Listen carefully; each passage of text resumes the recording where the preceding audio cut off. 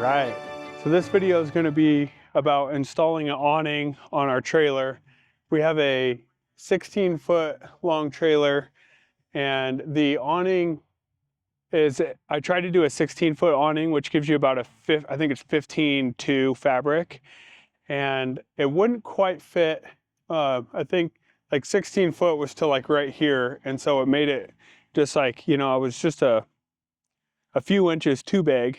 And so I went to a 15 and trying to maximize out my space for as much coverage as we can have. But I am a little bit concerned about where those studs are going to lay, so that'll be a little bit of a process. But yeah, let's dive right in and get started. We got this awning on Amazon. It was $5.99, I think.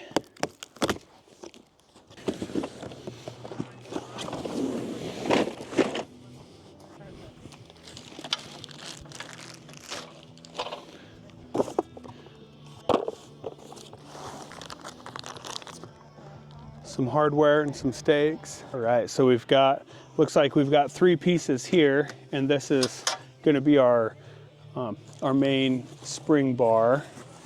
2 arms. We went with black. We'll see how far we can get without instructions. This looks like our left bar here. Really like using these manual ones over the automatic ones because they can withstand the wind a lot better.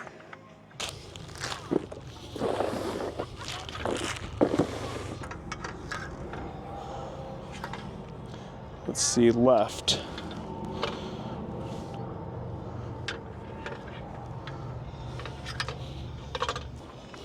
This is nice aluminum. These look like the top rails that are going to hold the fabric in up on the trailer.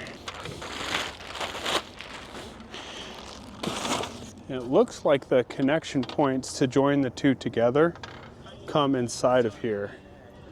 So we'll have to undo this, be able to pull these out, and then that way we can join the bars together.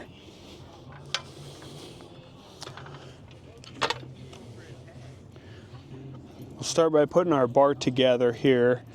And then after we put our bar together, I think what we're going to want to do is then twist these up. Once we get the appropriate amount of twists, which we will probably need to look at what it recommends, get the appropriate amount of twists, make sure we're twisting it the right direction, and then we'll attach it to the bar. And then we can lift the bar up and attach the bar up to the trailer.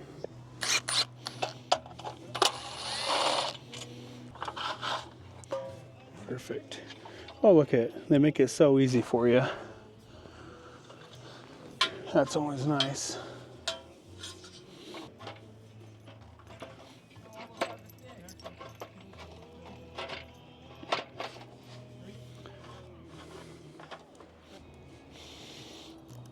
Always start without reading the instructions and then back step later.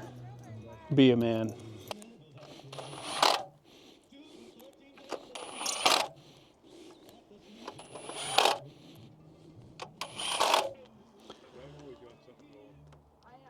Get a wife, have her read directions, be a man.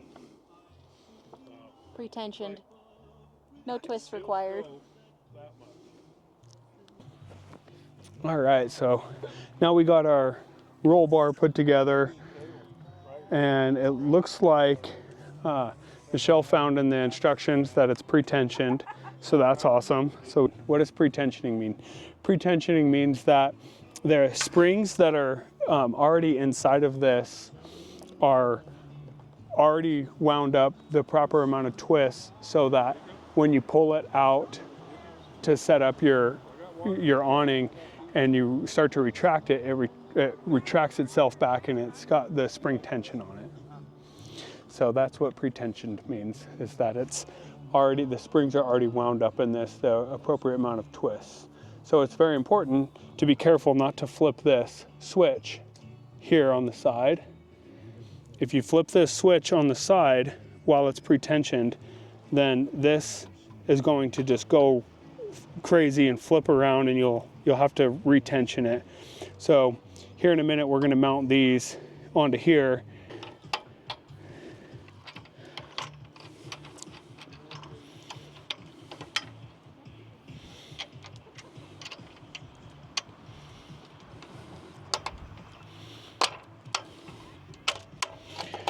Make sure that you get enough bolt threaded into this part of the plastic part on the nut, because this is a Loctite nut, so it will keep it from unthreading when you're going down the road. You don't want that.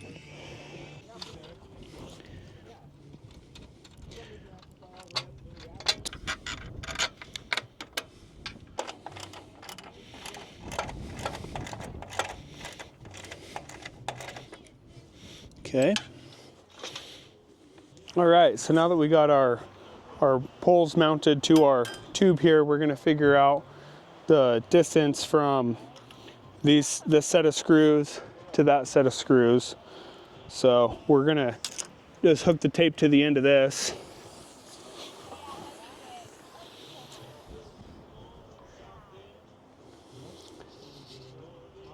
Looks like 15 1/8. So we got 15 1/8 inches. 15 lands right here, which I know this is gonna be a stud where these are. Mount one on this. We could mount one right on the edge of this, and we know that because it's a corner, there's gonna be a stud, so that's pretty good. But if, let's say we wanted to go that corner to this side, we would need it to be, we need to find out what the difference is, which there's not another stud till right here. And that's too far of a distance to be able to use this one and it jump over to the edge on that side. So it looks like we're gonna be going from the very edge here to this stud here where there's this overlap. We can mount the bottom here onto the base of the trailer, which, let me look under here and see what this looks like. So on this trailer, this is actually like a nice piece of C-channel that comes, it's like 5-inch thick C-channel, and it's all steel. So I can mount anywhere from like here to here and catch something solid. All right, we're double checking center to center over here, which is, looks like about roughly 15 1/2. When I say roughly, that's because there's a tiny bit of play right here on where those land. But that kind of, you know, we want to match that down here, so 15 1/2. So we're gonna make a mark from, let's grab a Sharpie. I highly recommend whenever you're making marks on trailers and stuff like that in construction, just always use a Sharpie because it's gonna be permanent.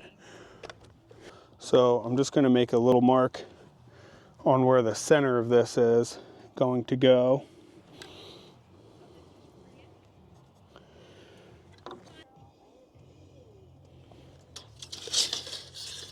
Okay, so what we've done is we figured out what the center to center is for where we wanna, you know, for the top of our distance, which was 15 1/2 inches.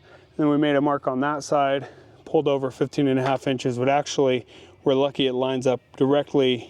This is where the first 15 1/2 was, but then I forgot that I had to subtract 1 3/4 inches because I pulled from the end of the trailer, not my mark. But anyways, this is where the center of this bracket is going to need to land right here.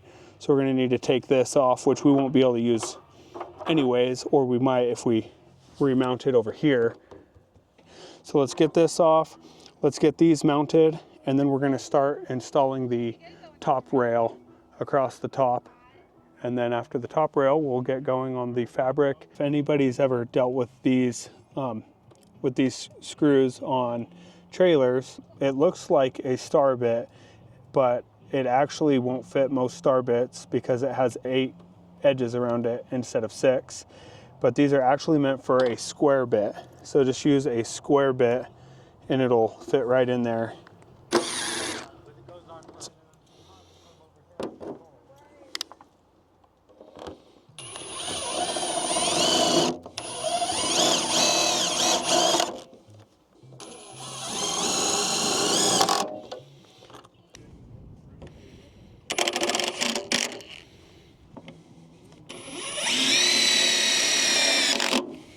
These are the bars that mount to the top of the trailer to hold the fabric in. When you pull the awning out, this holds the fabric in. And just double checking how long these are going to be. 14.7, and this is 14.5.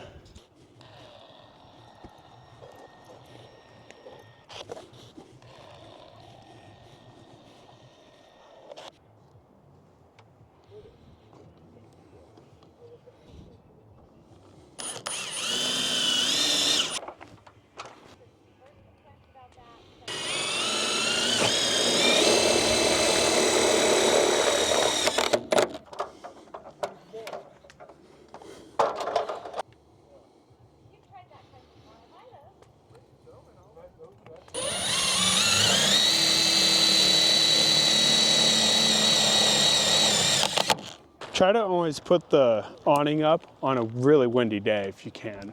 It's pretty windy today, so it should be perfect conditions.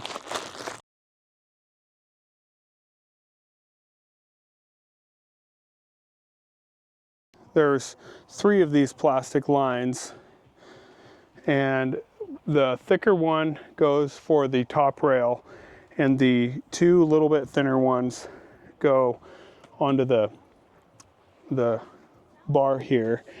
We ran one of them, it has a slot that goes through, so we ran it through that slot. And then this one, what you have to do is you have to use this tool here like that. So it's good to, when you go to push that in, if you see right there, it's really hard unless you give yourself a little bit of extra slack and make it kind of loose so that it can go in from both sides. Once you do that, then you can start feeding this plastic in. There we go. Okay, so now just go through with this, push it in, and feed.